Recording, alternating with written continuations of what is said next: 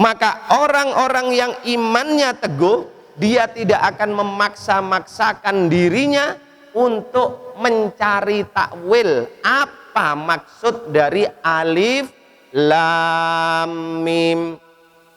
Karena itu ayat yang mutasyabihat. Maka orang yang beriman akan mengembalikan semuanya kepada Allah. Allahu a'lamu bimuradih. Hanya Allah yang mengetahui kandungan dari alif lam mim. Itu tadi.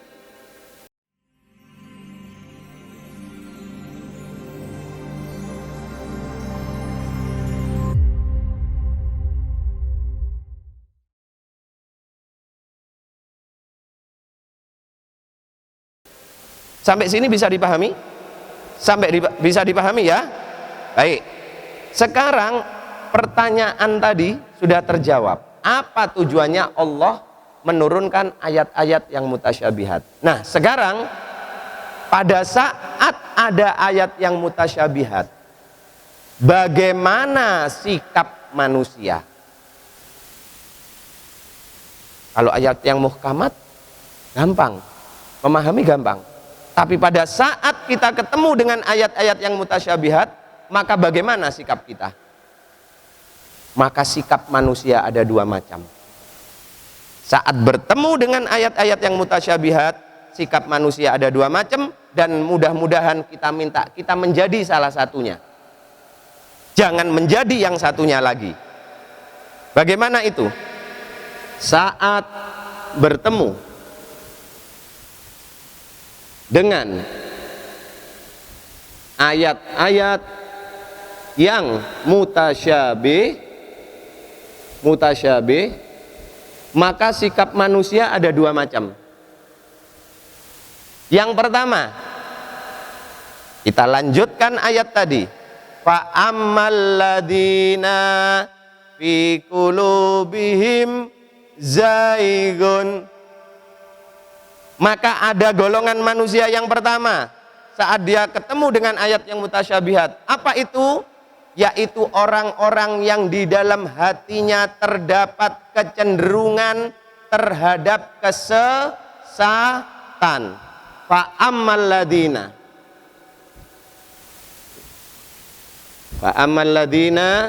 fi qulubihim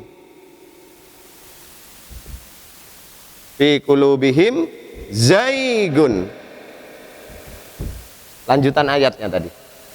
Maka orang-orang yang di dalam hatinya memang terdapat sudah bibit-bibit kesesatan, maka pada saat bertemu dengan ayat-ayat yang mutasyabihat, orang yang seperti ini, orang yang di dalam hatinya,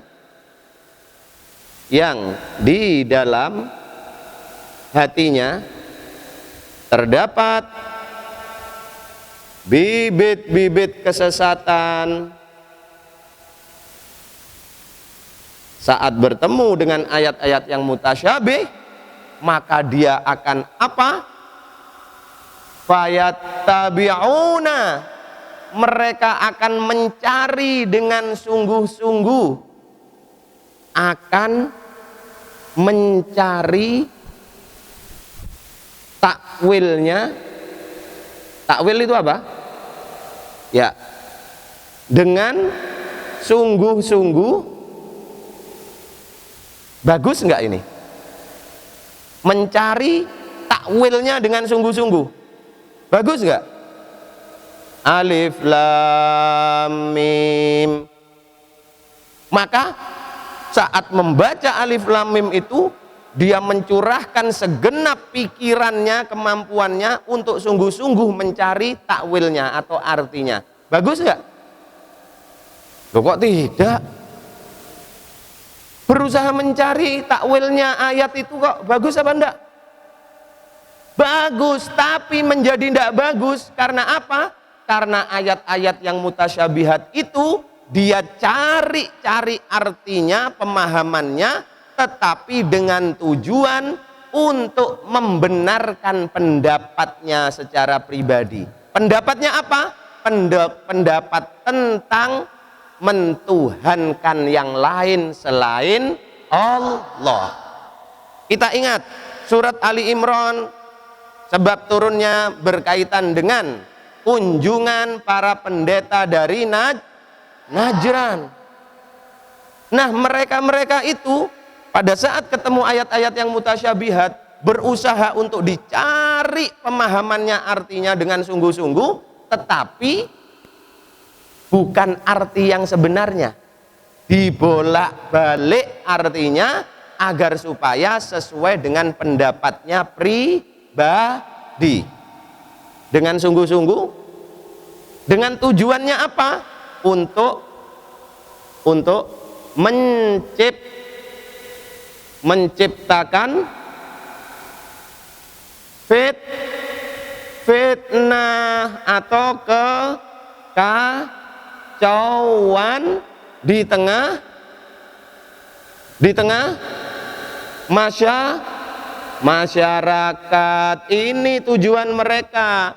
Wa ammal ladzina fi qulubihim zaigun, orang-orang yang di dalam hatinya ada kecenderungan kesesatan, bibit-bibit kesesatan, dia mencari arti dari ayat-ayat mutasyabihat itu, tetapi untuk mendukung pendapat pribadinya dengan tujuan untuk menciptakan kekacauan, untuk menciptakan fitnah di tengah-tengah umat, di tengah-tengah masyarakat.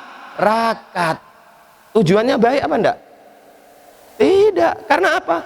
Karena fi qulubihim zaigun, di dalam hatinya memang sudah terdapat bibit-bibit kesesatan. Di dalam hatinya memang sudah terdapat bibit-bibit ketidaksukaan, kebencian. Jadi seperti itu. Sampai di sini bisa dipahami enggak? Bisa paham enggak? Golongan manusia yang pertama pada saat dia bertemu dengan ayat yang mutasyabih. Habib bisa rasa untuk kelas kalian bisa memahami ini. Untuk kelas kalian, untuk kelasnya santri pasti akan mudah memahami ini. Nah, sedangkan golongan manusia yang kedua, siapa itu? Siapa itu? Di lanjutan ayatnya, ar-rasikhuna fil ilmi, ar-rasihuna fil ilmi, sedangkan orang-orang yang mendalam ilmunya. Rasih itu artinya mantap. Rasih ini artinya mantap. Coba kalau ada tanah yang lembek, tanah yang basah, kemudian Habib Isa jatuhkan lempengan besi ke tanah yang basah itu, kira-kira pada saat menyentuh tanah itu, kira-kira besi tadi mental atau nancep? Nancepnya itu mantep atau tanggung-tanggung? Itu rosih itu. Jadi mantap. Orang yang ilmunya mantap artinya apa? Orang yang memang sudah menguasai ilmu dengan baik, bukan hanya satu ilmu, tapi berbagai macam ilmu yang rosih. Kemudian ilmunya digunakan betul-betul untuk sesuatu yang benar, bukan untuk tujuan yang tidak baik, bukan fi qulubihim zaigun. Maka orang-orang yang rosih ini dalam ilmu, pada saat dia bertemu dengan ayat-ayat yang mutasyabihat, apa yang mereka lakukan? Yang mereka lakukan adalah berusaha mencari takwil dengan sesungguhnya. Tapi apakah semua ayat-ayat mutasyabihat ini bisa dicari takwilnya? Artinya pada saat kemudian dia sudah merasa tidak mampu mencari arti dari ayat-ayat mutasyabihat, maka orang-orang yang rosih ilmunya ini kemudian dia akan mengembalikan semuanya kepada Allah. Pada saat dia sudah merasa tidak mampu, merasa sudah tidak mampu, maka dia kembalikan kepada, ya, dia kembalikan kepada Allah. Nah, tetapi para santri dan para pendengar di rumah, tidak semua ayat-ayat mutasyabih ini tidak mampu dipahami oleh manusia. Maka Allah memberikan keistimewaan kepada orang-orang tertentu, yaitu ar-rasihuna fil ilmi. Terhadap orang-orang yang seperti ini Allah berikan kemampuan untuk bisa memahami ayat-ayat yang mutasyabihat walaupun hanya sebagian. Oleh karena itu baginda Nabi mengajarkan kepada kita untuk selalu membaca doa sebelum kita mempelajari ayat-ayat Al-Quran, sebelum kita mempelajari kitab-kitab ilmu agama, seperti doa yang tadi kita baca di pembukaan. Apa itu? Allahumma allimna ta'wilah wa faqihna fiddin. Ya Allah, berikan hamba pemahaman untuk bisa mengerti ta'wilahu, arti dari ayat-ayat Al-Quran, wa faqihna fiddin, dan jadikan kami sebagai orang yang pandai paham terhadap ilmu agama. Baca itu setiap kalian akan mulai pelajaran. Setiap kalian akan memulai pelajaran, baca dalam hatimu, minta kepada Allah, Allahumma allimna ta'wilah wa faqihna fiddin, agar pada saat kalian belajar Allah memberikan kemudahan kepada kalian untuk memahami segala pelajaran. Paham ya?